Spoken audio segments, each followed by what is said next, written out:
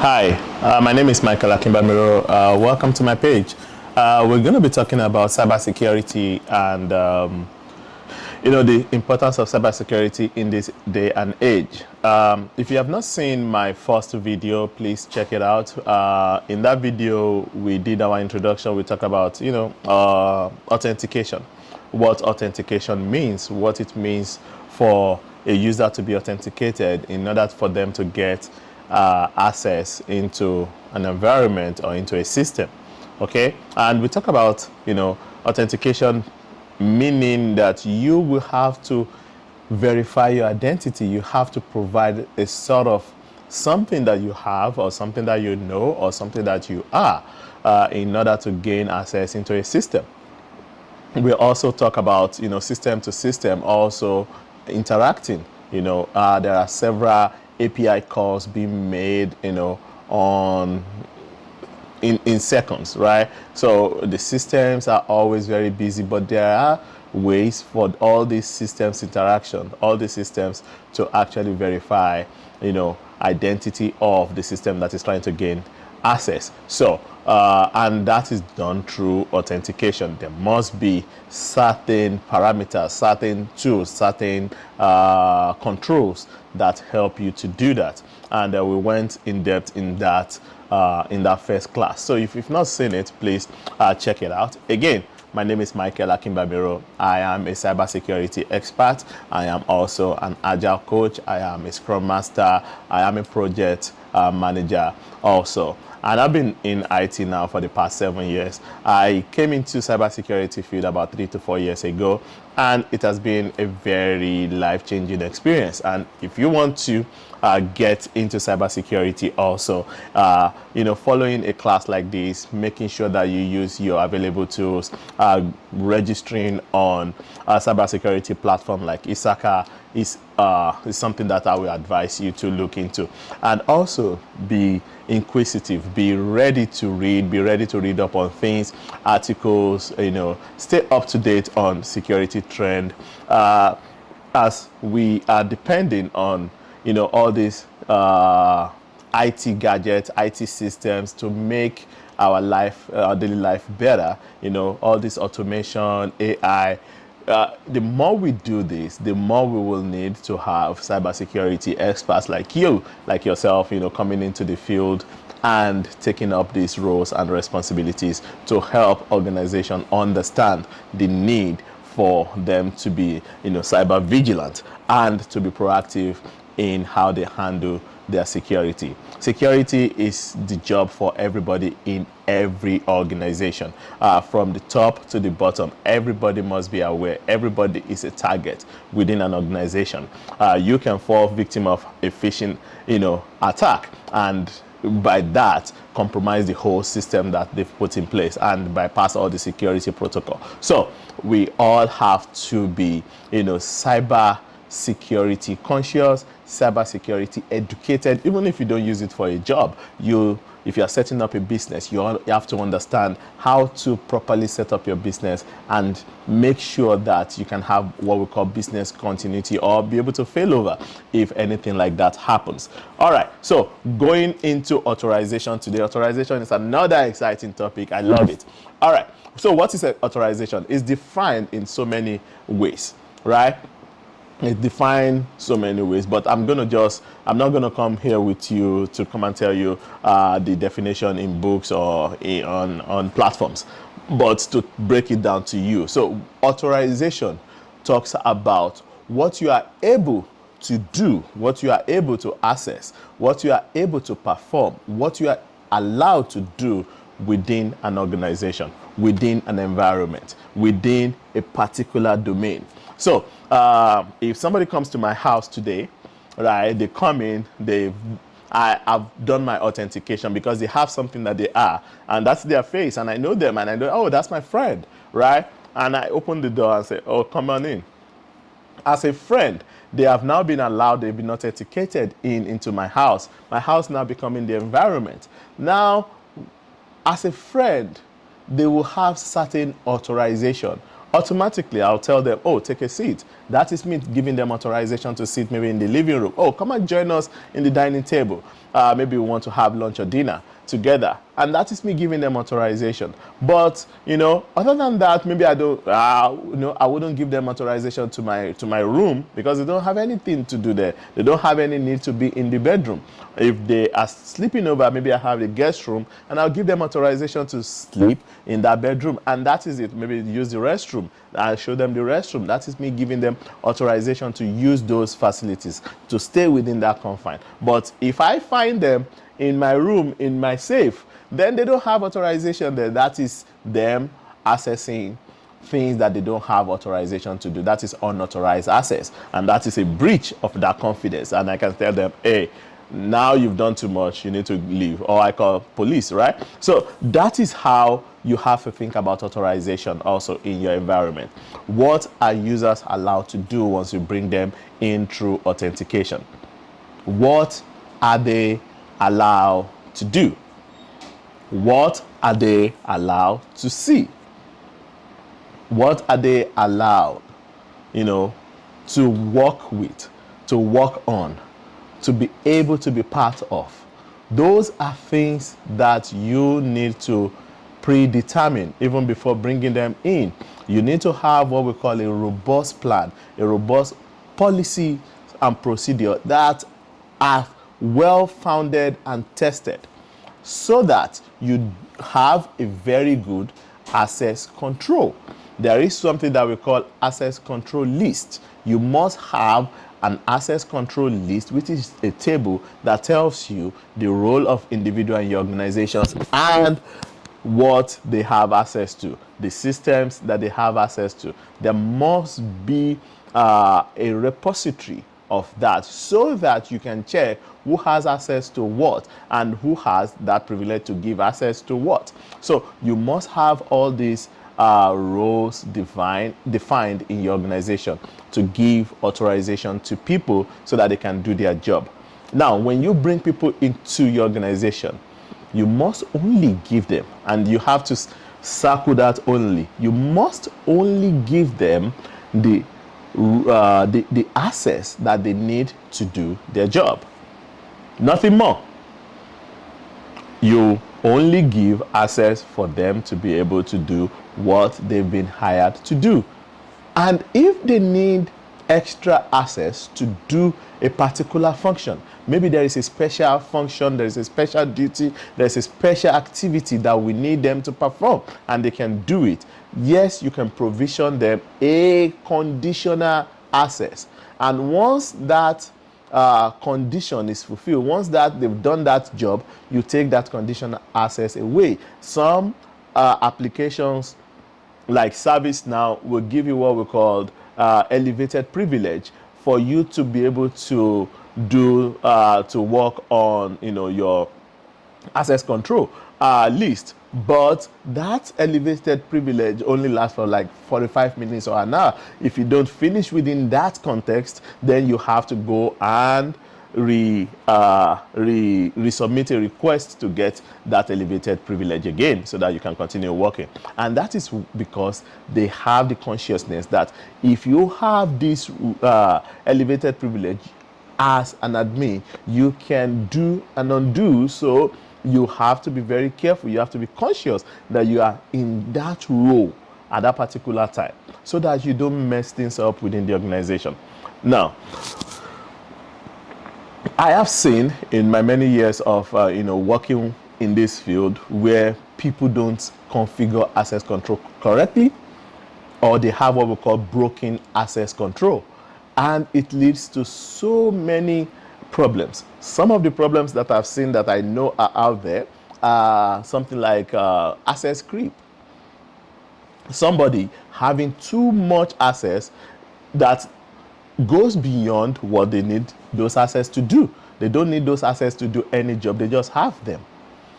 Some people have, even they can overdo it, or they can even do it to the detriment of the organization by not giving access, by holding access to something that somebody needs to do the job. That also is it's also a negative because it can affect the organization when it comes to availability. I told you we have to always tie all this thing back to the triad, which is the CIA triad: availability, confidentiality, integrity. You have to know it. You don't have to know it in any specific order. Just have to know it. Confidentiality, integrity, availability. You have to know it. You have to sing it every time. So if you don't give them access to what they need to do the job and they can't do the job, then maybe what we need them to do is no longer available, and that cannot be available to production. And if it's not available to production, your clients don't have it. If your what do you call it? Whoever is working in the same line with you, what did we call them again? Your competitor. If they have it and they have good access control and they provision people correctly, they have access to what they need to do, and they put those things in production, your business suffers. So you cannot overdo it. You just have to make sure that it is done correctly. All right. So some of the things that can also happen if you don't have, before we go to things that will happen if you don't configure your your authorization or your access control very well, let's talk about other things within that context. So we have authentication, we have your access control, we have what we call role-based access control, which means it limits you based on the role that you are playing. There is also attribute-based access control. So we can say based on set of rules or location or certain things, you're going to be given this access to have this type of access, in your environment. But if you are in another location, let's say you are in a foreign country, and then we can limit what you can do or tables that you can have access to because of those attributes. So attributes-based access control is something that is also very prevalent and possible. Also, there should be what we call authorization enforcement. You have to enforce it. You have to make sure, like I said, you have to be intentional about setting up these good policies and practice around setting up your access control or what people have authorization to. And then we have what we call dynamic authorization. Authorization that is given in real time for you to quickly do something, and then after you do it, then they take it back. It is very useful in fields where things are fluid and your role could be a little bit fluid. So we have to be dynamic. We have to provide or provision those assets on a need basis. But then for that one, you have to have a very good manager in place that work hand in hand, that can quickly, assign those provision or make you to have those assets. And then once you are done with the job, maybe they revoke it or take it back. So those are the type of access control that you can have in an environment, right? And then we talk about what can happen if you don't configure your access control correctly. One, data leak. And remember, I told you, the people that owns the data are the people that are giving you the data.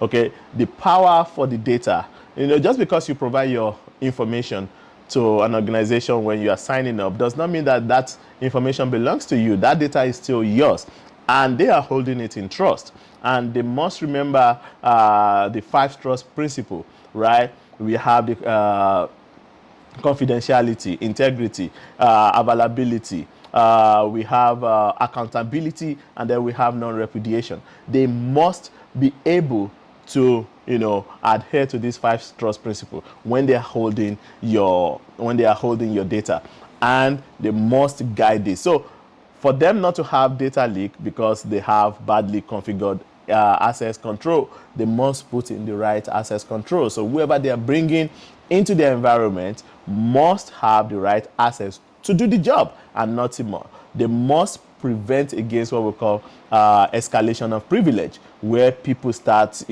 having acquired more and more privilege because we keep giving them more and more roles. In fact, the best way to configure it is not to give roles to people, is to assign people to group and then assign the role to the group. So when you belong to the group, you inherit those roles. And when you are no longer in that group, we take you out of the group and then you lose those roles. Also, when employees are removed or terminated from an organization, we must make sure that within certain time limit, within 24 hours, that those assets are revoked immediately, or even in sensitive cases, just after before they are informed or after they are informed, we are revoking those assets. And that is where your HR has to be up to date. They have to be up and up. There must be a very good communication plan, and especially when people these days and age where people work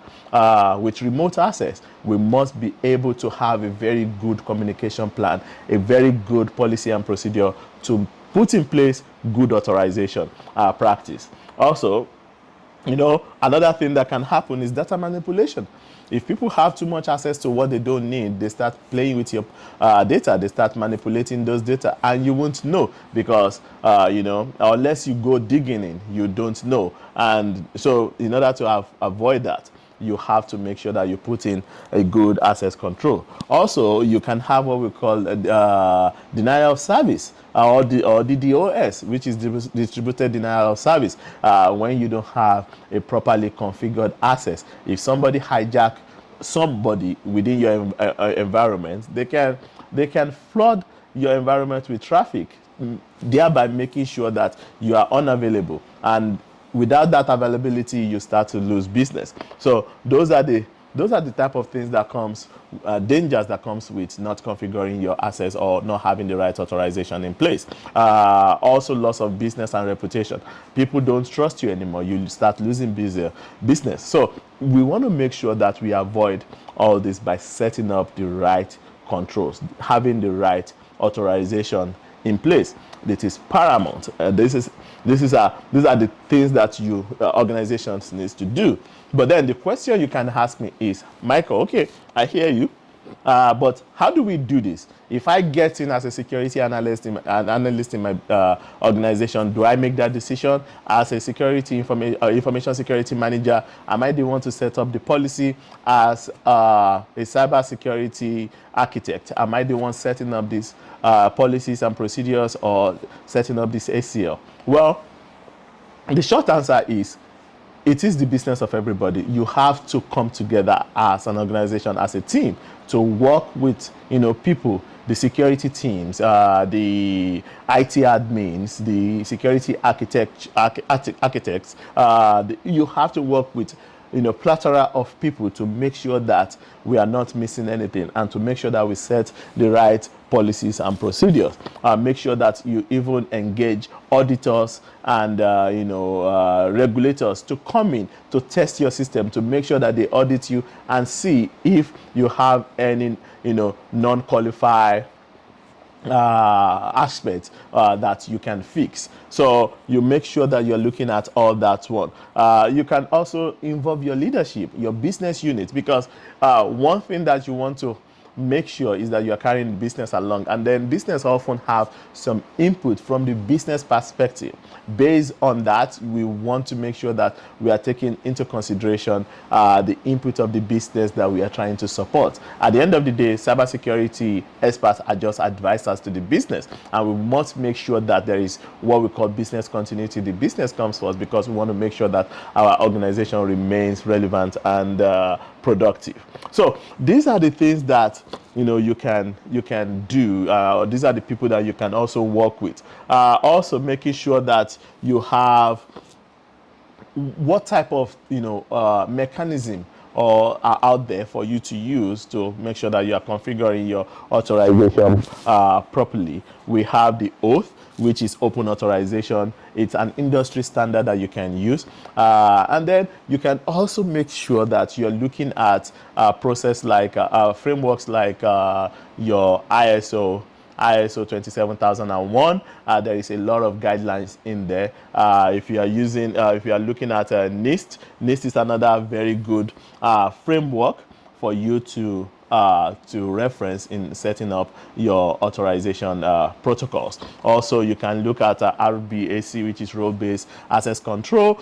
You can look at attributes, access control. So all these one are things that you can look in setting up and then look at your organization, and then you can set up a dynamic structure for yourself when you're setting up your authorization. If you are processing, payment and payment information card, you want to make sure that you're looking at PCI DSS, making sure that you're using that as a guideline. They have also, compliance guideline on authorization there. So these are the things that you as a security expert will be helping your organization to do, and you'll be part of a cybersecurity team that will be advising and also testing it.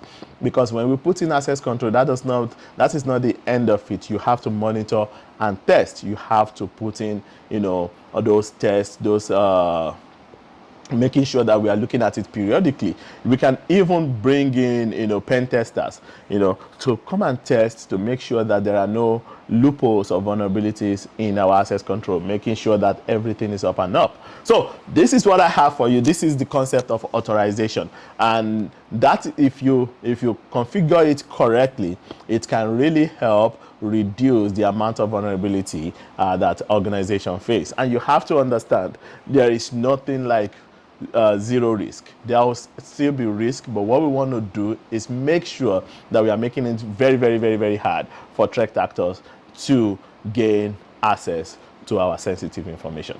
All right, so thank you, everybody. I appreciate it. I hope you learned one or two things in this brief session. If you want to learn more, please drop a comment and I can help you. If you have any questions about, how do we go about cybersecurity? What is cybersecurity? How do you get into this? I have tons of information.